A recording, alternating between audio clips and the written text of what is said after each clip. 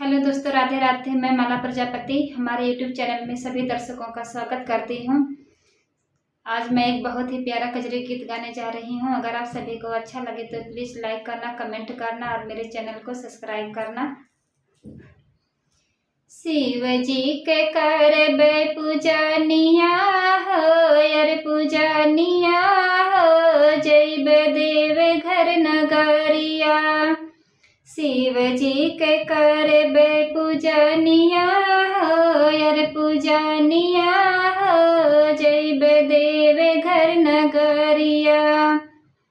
देवे घर नगरिया लागे बड़ा मन भावन, देवे घर नगरिया लागे बड़ा मन भावन। लइके हम जाबे कमरिया हो, यार कमरिया हो, जइबे देवे घर नगरिया। लइके जाबे हम कमरिया हो, यार कमरिया हो, जइबे देवे घर नगरिया। शिव जी के करबे पूजनिया हो, यार पूजनिया हो, जइबे देवे घर नगरिया।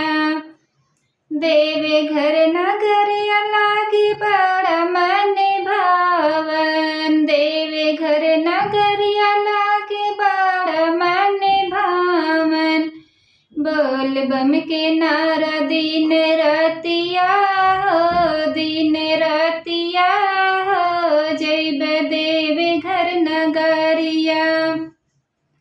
बोल बम के नारा दिन रतिया हो, दिन रतिया हो, जइबे देवे घर नगरिया। शिव जी के करबे पूजनिया हो, यार पूजनिया हो, जइबे देवे घर नगरिया। शिव जी के करबे पूजनिया हो, यार पूजनिया